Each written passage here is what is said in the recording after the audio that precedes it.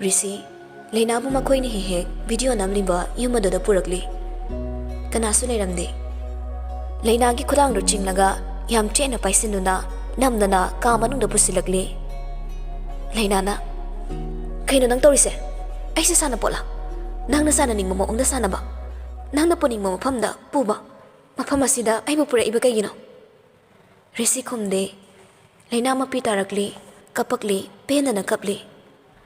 Ai punsida yalakano. Nang yam fataba mini. Hanjin ai bu ikai ba piba. Nang na pop na magtuan ba ni. Risi maya chiklaga hairagli.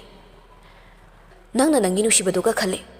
Nang na nushiba mahagto kanano karino haibadi nang khanglabro. Lena su khonjel du kalakli. Nang na madugi wapi pam thokpra. Nang na yet bani. Dapa milibani ginushina ba nang na thugai bani. Nang na sin bangak tani. Namit tu da nang na mapam tu da. Dapa milibani chat kya basu. Nang na khang da banate. Nang na dapa mil basu phasin du na tham bani. Ai khangi. Nang na thuan mangak tani. Namit tu da nang na phabasa du na. Ai bu nang giyam da puba. Maduna maram oiraga. Ai gi nungsiba mangan kibani. Nang na ngasi ai bu khudum chalabasu. Nang budi aina lena tharoi. Ai di nang ngasi chengani. Nang aina logani. Ai di nang nungsibani na nang usu hening di. Lena ka padu lepte. Nang na nungsire. Aina su nang nungsini khanbra. Ai gi nungsiba sidi ama khakni. Ai di dapa mel khak nungsibani. Nang nungsidi ai nang nungsidi nang di mi phatani. Pumna mak nang na mangan bani. Dapa mel na ingon da lana lobasu nang na ne. Nang na ngasi amduna ai bu chelabasu. Ai nangon da leiroi. Handak dirisi masado sok chali pumna mak mana oikre. Lena gi akan bawai singna mathamoi tanik laurakle. Mapira chelakle. Mana asuk nusizariba mahak na di mabu asuki matik tugat chana leiramle. Risi tamna hairakli. Fare, maduna nangi apamani. Chumi, aina nang manushi. Nang nasu ai banushi hai bayaroi. Adu waisu thamoy amadi pale. Ai gi sunushi na balerami. Nang na nangi ta pamilga nushinari badugom. Yamna nushinana. Matamnuda ai di matik sade. Magi maning thungan mangamdi. Aduna ibusu mirai biramle. Ai waki, kapki. Adu bubem. Aina nang nushibaga, mahaki nushibaga manaraktre. Maram kaigino, ai khangdi. Nangona fariba nushibasina, saruk lising hele. Nang urubadagi, ai awaba kaukibane. Mahaki wakal loina kauki. Masigi maramse nangna khangbide. Lena hari manutai adubu mahak taningdre. Yare, taningdi. Nangna semjin sasinba wakara hairaga, aina hekta thajagadabas nate. Maduna aina pangthagadabas nate. Ngasigi numitse loibane aina ngairibase atai kemta taningde. Risi khon kana hairakle. Aina tawrise nusibe han manbagini. Nangbu khan manbagini. Aina nang nusiba foramdradi asunai tawramoy. Nangbu hanasu yengoi. Nangna da pame nusibado ai kale. Ai sauningi. Nangna ma nusibado uraga ai diwai. Nangna ma nusibado ai khangi. Nusibado thamoi da thamu. Ai gi mangda tatana haigano. Ai wai. Ai yamwai. Madu uraga ai hena anga boire. Aduga maromdana nangna nushiba nangi da pamelna nang manushibra haibadi na khangzade. Lena kapna hairakli. Khangi. Da pamelna ai banushi. Nangna kaina naba sinbani. Hausikti da pamelna so. Ai bu miraire. Nang pelo. Risi mana haining bakaya hairabaso. Lena na mawa laubidre. Aduna upai leite. Magi awaba haira fauba khangbidre. Risi magi machingdu lakli. Suktung thungna loi. Nangi da pamilga. Nang degi oini. Asi hairam naga Risi ka adudagi thokre. Thongnu mapandagi loktok silami. Mapanda lemaga Haris kasu leirami. Lemana. Ras lila loirabo. Thongalon sila leiramine. Risi wangang de. Harisna. Seran turanam tangang nuba. Lemana. Sumai bani kaino. Ngasai na sarkrado hausikta thorokpasida. Haris lemada paini yengli. Aduga Risi da onsen duna hairakli. Bye. Adum chela doiro. Risi na. Chela ni. Mana yadrasu ꯑꯩꯅ ꯆꯦꯅꯤ ꯚꯥꯏ ꯑꯩ ꯌꯥꯝ ꯋꯥꯏ ꯄꯥꯈꯠꯄꯁꯨ ꯐꯥꯎꯏ ꯍꯔꯤꯁꯅ ngasi namdana chelaso hayeng di bera karoidro Rishina bai aina loina thengnarani ai ngaudore mana to panusi base ai yam khambale lembana leibu leiminaradi adum nusinara da kemwaruno thuna dong dong tokto abem saga larekti puna tamjarasanu noidegi nang suma larik tamba fauti ngamoidro Rishi hai fedokli somdana leina do halaktabagi wanare phone so op leibagi upai kemte leiramde sanadi pakhat mandana tofom chafom khangre bimona mama na vida haifeta call tawruga hangudana sanana baba tawrubani khangde hari ine ngai chenba tumina famdana lei mama da amugeng mapa da amugeng le masu pakhache machina su thingla fau halaktabaduda bimona khangna sanaba leiduna chen boidi fai adudi natadana kai kaino oiramadi matam su fatre pungsidi nipal darakline sanana magi khangnaba leibra haibaso aidi khanglene hanglabasu khumde leibadi male kanano hayu yadene bimona isa tomba tumuradana nangbo yachen mana chetoy halak pangai khiniye bimo sumakha tarudre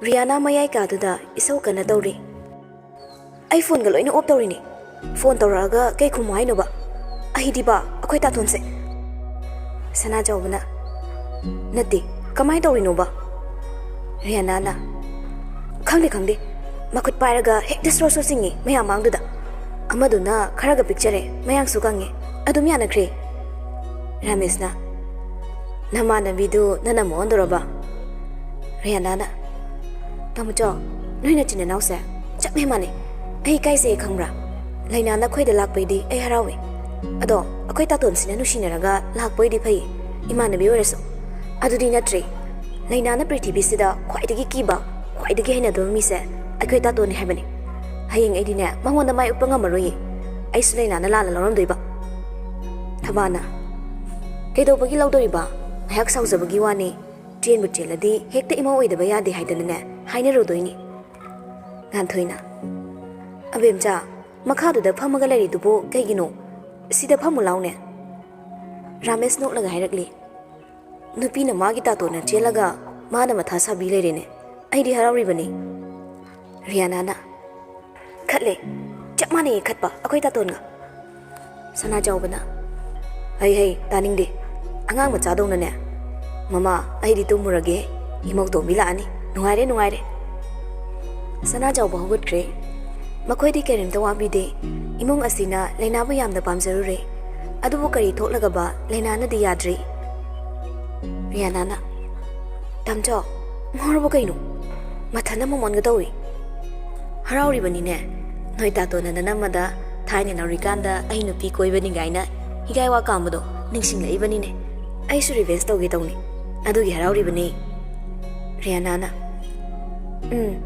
tawdo aduga tawradine kharaga pamda leringi duda maine divorce tawgi haizarasani adaidi akhoi ta toni fazarani leirami aigisu thawai gi chanambi kaina isai saga yu che khaw maga lambi dane maine chasakini nga thoidu nokthoragli Rihanna na no hayeng lana madine soidrabani thaba sogo lagli imasu tumurage ibema noisu potharoro warani masina ngangi se daruno chango haya bemcha nang sangone Rihanna na phone phangi op hango dale ka da changaga ai boss ke doino wari sa do so op thamani ne yaroi ngan thoina haima masi yengune kanano nanga khangnei haiduna thabana charang na bisidi mabung ne rigase kemta thausa dine masiwo Rihanna na kainoi ma tumuro yare thabaso ngangang duna changkre ngan thoi sumakha tarakli kanano ba hai batale Ramesh na abemcha Nang sa kamay tong ni, ay sinamanabi man bro. Rihanna, ikay na basing nido, tatli ay gidi. Aduna ikay biti, taton gi mama na ba, o sile mado, aduna ay ni koy rise. Mana so ay koy bani, iba ni koy na rin eh. Asi hairam laga Rihanna thau sawa sa de, po hagwalaga magi ka na changkre. Ngan thoy na. Hay may ma. Rames na. Patjay ne. Machin manaw mamanabi koy na dana lady ba. Hono. Balo. Ngan thoy na. Akoy ato madi khang na zalo. Rames na. Ho khangsadre. Ai su to mo change. Tu mara lao. Leong gi doi ro. Rames ka ngan thoy ga so changkre.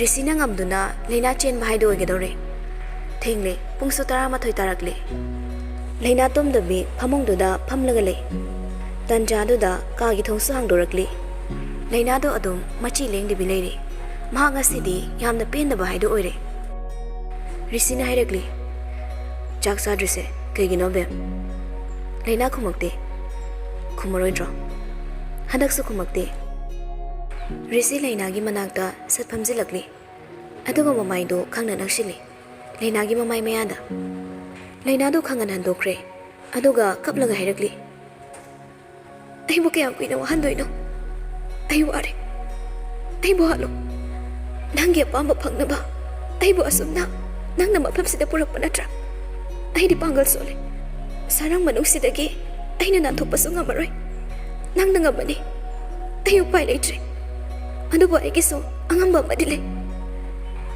Risi mana khaluri duga leina nangangi duga yamna khenare maithong dadi ahong mathamde adubo maputningda noglagli nushibase henman bagine aina tawribase aina nangbu wahan boina thoklabra nangbu hange nangbu kafange haiduna nangbu igi naksida purakpanati nangbu nungaina lehenge haiduna purakpani aisu khangi aina tawrise lale haiba adubo ai akiba leitre ngaikini ai ngaigani nangna dadabo nushi harpa mikupto Risi wakal wai singdo mathanta hize aduga muksu makhol thong nairakli jaksi am thuna purpap chaw aduga tum nangna kaplasu aidi nanga dum lorani kapkano kapu fate ko wadu hairam laga Risi thokre leina Risi gi thausa daba usittaba matawduda hena Risi bu ta thirakli minusi machet amata yaudaba sani haina fokhalli kapjaba natana kaishu haiba ngamdre kaplabasu haiba ngamdre aigi si ima ipa lei nangna ngamlabani haina nangna ngasi aiba asumna tawrabasu hayeng nong anbaga aisu aina ngamba tawgani nangbudi aina lemna tharoi nang phattaba mini hanjin aibu ikaiba piba aigi manglan aigi punsi mapung phadringai nangna kahele ahinga do Leina gi de kapna aduma hojinkre ahinga duna Leina gi de khwaidagi waba khwaidagi sangba hingoike wana khangki ahing chupa ningsing kapki mana wariba mana kapliba pumba mabu mikup khuding sena duna leiriba mana di khangbidana leiriba Risi natana kanana su khangdre ka aduda Risi leitrabaso Leina na kapliba wariba pumba Risi loina khangi adubo Leina na de Risina adum na magi dama wabiri basing do khanglamde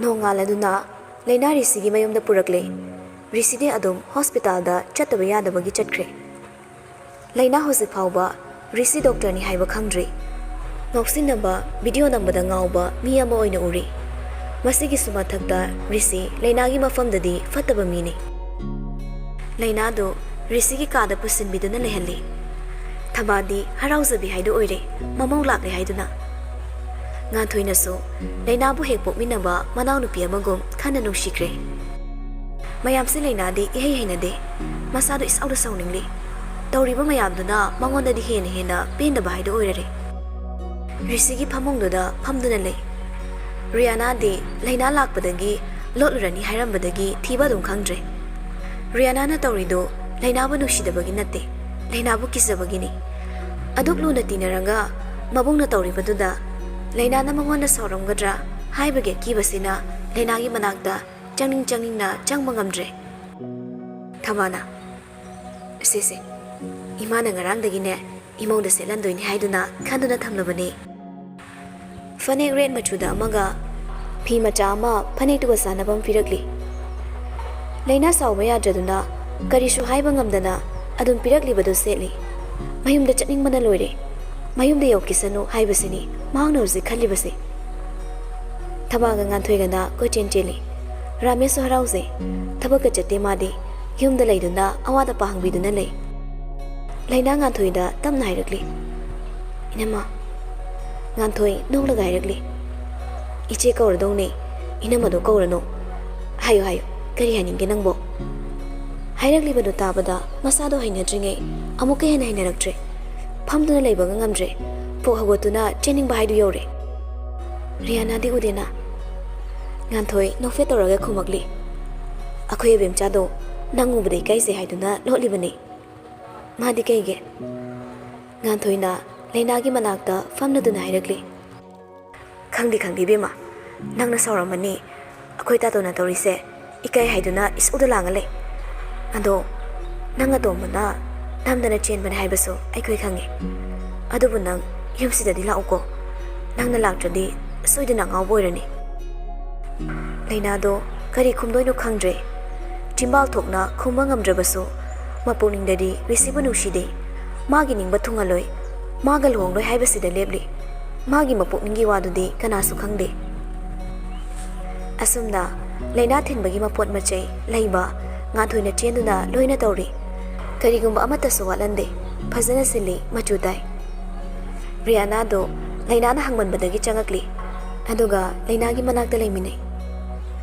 ꯂꯩꯅꯥꯗꯣ ꯀꯞꯂꯤ ꯇꯧꯔꯒ ꯍꯥꯏꯔꯛꯂꯤ ꯔꯤꯌꯥꯅꯥ ꯀꯩꯅꯣ ꯑꯩꯅ ꯍꯧꯖꯤꯛ ꯇꯧꯗꯣꯏꯁꯤꯕꯣ ꯅꯣꯏ ꯇꯥꯇꯣꯟꯁꯦ ꯌꯥꯝ ꯐꯠꯇꯦ ꯃꯥ ꯑꯩꯅ ꯂꯦꯞꯅ ꯊꯥꯔꯣꯏ ꯑꯩ ꯏꯅꯝꯃꯒ ꯃꯃꯥꯒꯗꯤ ꯑꯩ ꯍꯥꯏꯕ ꯉꯝꯗ꯭ꯔꯦ ꯑꯗꯣ ꯔꯤꯌꯥꯅꯥ ꯑꯩ ꯂꯨꯍꯣꯡꯕꯁꯦ ꯉꯝꯃꯣꯏꯌꯦ ꯅꯪꯅ ꯍꯥꯏꯕꯤꯌꯣ ꯄ꯭ꯂꯤꯖ ꯅꯪ ꯑꯩꯒꯤ ꯃꯇꯦꯡ ꯄꯥꯡꯉꯨ ꯔꯤꯌꯥꯅꯥ ꯑꯩꯁꯨ ꯑꯩꯒꯤ ꯑꯄꯥꯝꯕ ꯂꯩꯖꯩ ꯑꯩ ꯌꯥꯝ ꯋꯥꯔꯦ ꯁꯣꯏꯔꯨꯔꯕ ꯈꯣꯡꯐꯝꯁꯦ ꯁꯦꯝꯗꯣꯛꯄꯗꯤ ꯌꯥꯔꯔꯣꯏ ꯑꯗꯨꯕꯨ ꯑꯩ ꯃꯤꯅꯣꯛ ꯃꯩꯁꯥꯗꯣ ꯈꯥꯡꯂꯒꯦ ꯑꯩ ꯂꯨꯍꯣꯡꯕꯗꯤ ꯉꯝꯂꯣꯏ ꯌꯨꯝꯗꯁꯨ ꯍꯥꯏꯅꯤ ꯔꯤꯌꯥꯅꯥ ꯌꯨꯝꯁꯤꯒꯤꯗꯤ ꯅꯪꯅ ꯐꯅꯕ ꯁꯤꯟꯕꯤꯌꯨꯕ ꯔꯤꯌꯥꯅꯥꯁꯨ ꯀꯔꯤ ꯈꯨꯝꯒꯅꯤ ꯈꯪꯗ꯭ꯔꯦ ꯂꯩꯅꯥꯒꯤ ꯌꯥꯝꯅ ꯄꯦꯟꯖꯗꯕ ꯃꯇꯧꯗꯨꯁꯨ ꯔꯤꯌꯥꯅꯥ ꯌꯦꯡꯕ ꯉꯝꯗ꯭ꯔꯦ ꯅꯨꯡꯉꯥꯏꯇꯕ ꯐꯥꯎꯔꯤ ꯃꯍꯥꯛ ꯔꯤꯁꯤꯕꯨꯁꯨ ꯁꯥꯎꯅꯤꯡꯉꯛꯏ ꯔꯤꯌꯥꯅꯥꯅ ꯂꯩꯅꯥ ꯑꯩ ꯈꯪꯉꯤ ꯑꯗꯨꯕꯨ ꯅꯪ ꯑꯩꯈꯣꯏ ꯇꯥꯇꯣꯟꯁꯦ ꯅꯨꯡꯁꯤꯕ ꯉꯝꯃꯔꯣꯏꯗ꯭ꯔꯥ ꯅꯪꯅ ꯂꯨꯍꯣꯡꯕꯁꯦ ꯌꯥꯗ꯭ꯔꯕꯗꯤ ꯇꯥꯇꯣꯟꯗꯤ ꯁꯣꯏꯗꯅ ꯑꯉꯥꯎꯕ ꯑꯣꯏꯔꯅꯤꯌꯦ